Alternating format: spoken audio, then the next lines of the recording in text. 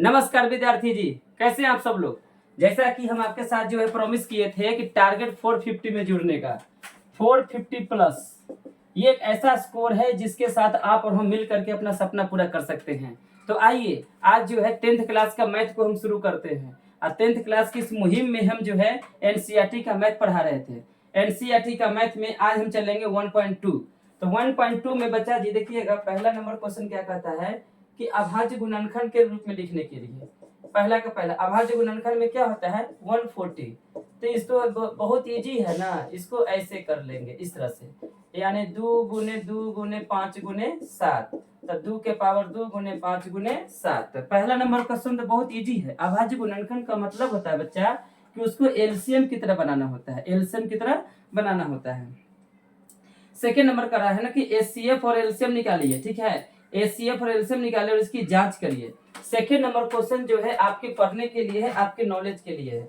Second number question देखिए, exercise 1.2 पढ़ा रहे हैं, एक्सरसाइज 1.2 पढ़ा रहे हैं। और आप लोग को जो है हम कहते हैं कि यदि आपको जो है पढ़ना हो तो आप जो है इस चैनल से पढ़ सकते हैं। और बिहार बोर्ड का जो सेशन 2026-27 है उसका टोटल विषय का तैयारी के लिए हम पूरा संकल्प ले चुके हैं। और आपके साथ मिल करके हम जो है हमारा पूरा इस बार टारगेट 450 का आंकड़ा को पार करेंगे। हम आप पक्का करेंगे पार, देखिएगा आपके सामने ही रहेंगे हम। सेकेंड नंबर क्वेश्चन का है कि पूर्णांकों के निम्नलिखित युग्मों के एचसीएफ और एलसीएम ज्ञात करिए। तो पहला है 26 और 91, 26 और 91 दोनों का अभाज्य गुणनखंड निकालिए। 26 का अभाज्य गुणनखंड 2 से 13 बार में और 91 का अभाज्य गुणनखंड 7 से 13 बार में। तो 26 को लिखेंगे बच्चा जी 2 गुने 13 और 91 को लिखेंगे 7 गुने 13।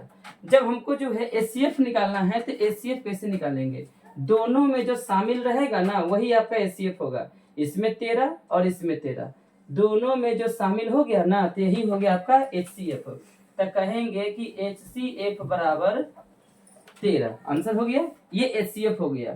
फिर देखिए बच्चा, एलसीएम का मतलब क्या हो जाता है, दोनों में जो शामिल है, दोनों में जो शामिल है उसको लेंगे और उसके साथ जो बच गया उसको लेंगे। ये हो गया आपका एलसीएम। इसी को बोलते हैं ना कि अभाज्य गुणनखंड विधि से एलसीएम और एचसीएफ निकालना। एलसीएम निकालने के लिए तो नहीं, पहले एचसीएफ सीखते हैं। एचसीएफ निकालने के लिए इसका अभाज्य गुणनखंड, इसका अभाज्य गुणनखंड दोनों का कर लिया, दोनों में जो शामिल रहेगा वही आपका बन गया एचसीएफ। और एलसीएम के लिए दोनों में जो शामिल रहेगा वो एगो और बाकी जो बच गया उसको लेकर के देखिएगा। इसका हम सेकेंड नंबर क्वेश्चन बता रहे हैं, 510 और 92। तब 510 का अभाज्य गुणनखंड करिएगा, 2 से 2 दूनी 4, 2 5 10, 2 5 10, सही है। 2 दूनी 4, 2 5 10, 2 5 10, 3 से 3 8 24, 3 5 15, 5 से 17। 92 को हम करेंगे बच्चा 2 से 46, 2 से 23। अब जो है देखिएगा 510 को बोलेंगे 2 गुने 3 गुने 5 गुने 17, 92 को बोलेंगे 2 गुने 2 गुने 23। अब हम एचसीएफ निकालना चाहेंगे, दोनों में जो शामिल है, तो आपको क्या लग रहा है, दोनों में शामिल 2 है, एचसीएफ 2 हो गया। एलसीएम का भारी करेंगे तो दोनों में शामिल है उसका एगो, उसके बाद सारे संख्या एक गो है लिखा जाएगा।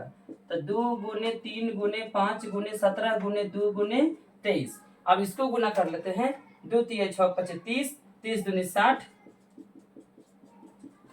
अब इसको गुना करेंगे तो क्या हो जाएगा, 6 7 42 के 2 4, 6 4 10 गुने 23, 1020 में 23 से गुना करेंगे,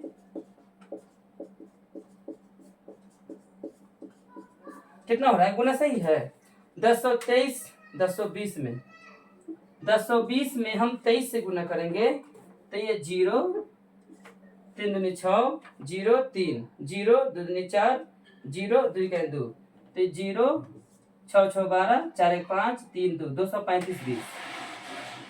ये आपका क्या हो गया, एलसीएम हो गया। तो हमें लगता है कि आपको समझ में आ रहा होगा कि अभाज्य गुणनखंड विधि से कैसे हम निकालते हैं एलसीएम और कैसे निकालते हैं एचसीएफ। बिल्कुल इजी बात है, एचसीएफ निकालना हो चाहे एलसीएम निकालना हो, दोनों का आप अभाज्य गुणनखंड निकाल लीजिएगा अभाज्य गुणनखंड निकालने में दोनों को हम गुणनफल में दिखा देंगे। जो दोनों में शामिल रहेगा, दोनों में, वो एचसीएफ हो गया। एलसीएम के लिए दोनों में शामिल है वो, और उसके साथ जो एक का वो संख्या है ना, वो सब लिख लेते हैं। तो इसी प्रकार से आपका सेकेंड नंबर क्वेश्चन भी बन जाएगा। तीसरा जो है 3 को वाला है, देख लेते हैं बच्चा। तीसरा में देखिएगा, अभाज्य गुणनखंड विधि द्वारा एलसीएम निकालना है। तो 12, 15, 21। सबसे पहले 12 का निकालेगा अभाज्य गुणनखंड। 2 छक 12, 2 तिये 6। 15 का निकालेंगे 3 गुने 5। 21 का निकालेंगे 3 गुने 7। तो 12 को बोलेंगे बच्चा 2 गुने 2 गुने 3। 15 को बोलेंगे 3 गुने 5। 21 को बोलेंगे 3 गुने 7।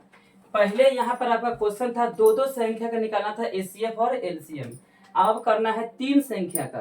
तो तीनों का हम बारी बारी से अभाज्य गुणनखंड निकाल लेंगे और फिर देखेंगे एचसीएफ के लिए तीनों में क्या शामिल है।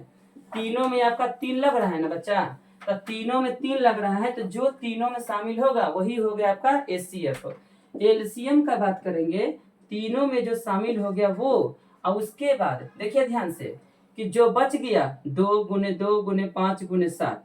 2 गुने 2 गुने 5 गुने 7, यही होता है आपका मेन फॉर्मूला। हमें लगता है कि आप समझ रहे होंगे कि तीनों संख्या का एलसीएम निकालना होता है, तो तीनों का बारी बारी से अभाज्य गुणनखंड कर लेते हैं, और उसके बाद जो मिल जाता है तीनों में उसका एक हो, उसके बाद जो बच गया है उसको लिखते हैं। अब इसको गुना करिएगा, 3 दूनी 6, 6 दूनी 12, 12 पचे 60, 60 गुने 7, 420। ये आपका क्या हो गया, एलसीएम हो गया। तो क्वेश्चन नंबर 3। चौथा है कि एचसीएफ दिया हुआ है। देखिए आपका क्या दिया हुआ है चौथा में, एचसीएफ दिया हुआ है 306 और 657 बराबर 9। इसका मतलब पहली संख्या बराबर 306, दूसरी संख्या बराबर इतना, एचसीएफ बराबर इतना, एलसीएम का मान ज्ञात करना है। आप एक फॉर्मूला पढ़िएगा, HCF into LCM equal to पहली संख्या गुने दूसरी संख्या। दो संख्याओं का एचसीएफ और एलसीएम का जो गुणनफल होता है पहली संख्या और दूसरी संख्या के गुणनफल के बराबर होता है। तो हमको निकालना है एलसीएम। एचसीएफ दिया हुआ है 9 और 9 गुने एलसीएम। पहली संख्या है 306 और दूसरी संख्या है 657।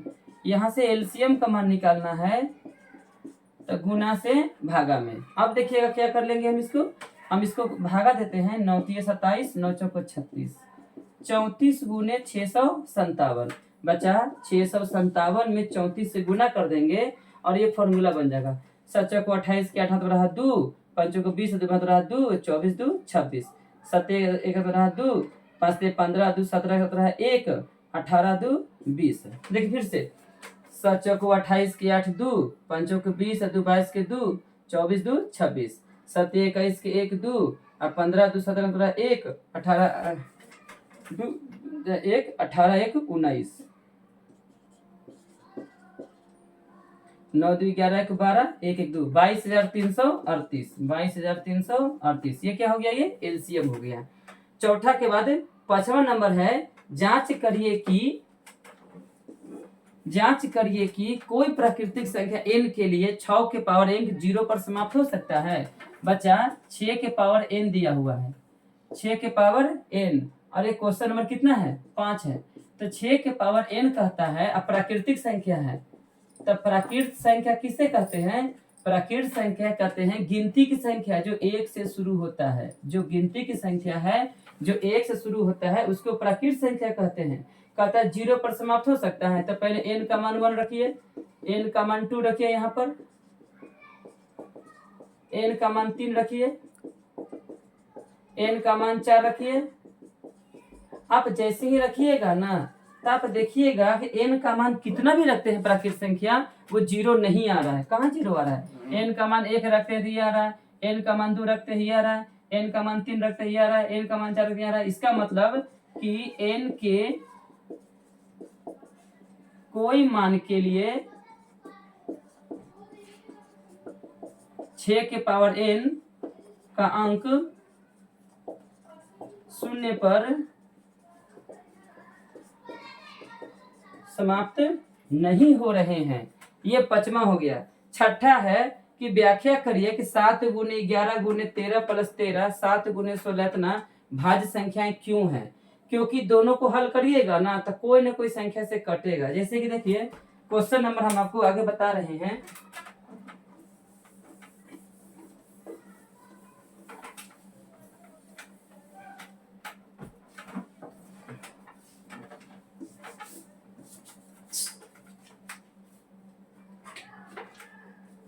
हाँ, क्वेश्चन नंबर 6 है कि 7 गुने 11 गुने 13 प्लस 13। देखिए बच्चा 13 इसमें शामिल है कि नहीं है?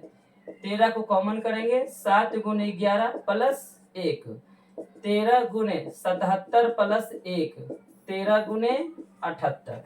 अगर कोई संख्याएं किसी भी संख्या का गुणनफल है तो भाज्य है। वो क्या है? भाज्य है।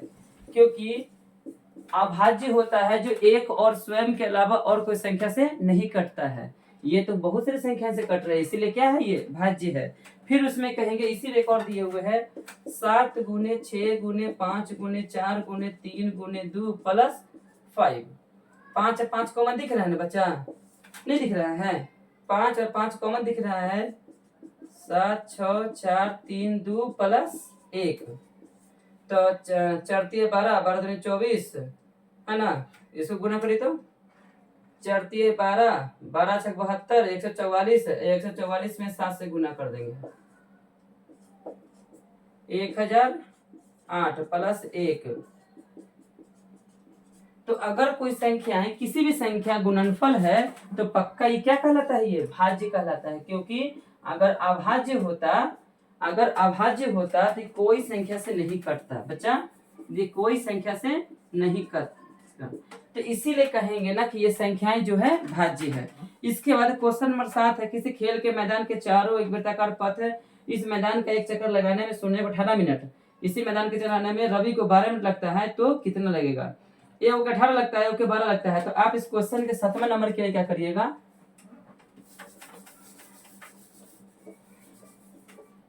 7 नंबर के लिए आप दोनों का एलसीएम निकालिए। ये आपका होमवर्क रहेगा। 7 नंबर के लिए जो है आप दोनों का एलसीएम निकालिए, आपका आंसर आ जाएगा। और बताइए बच्चा कि हम तुरंत जो है मतलब कि कम समय में आपका एनसीईआरटी का 1.2 जो है हल करवा दिया।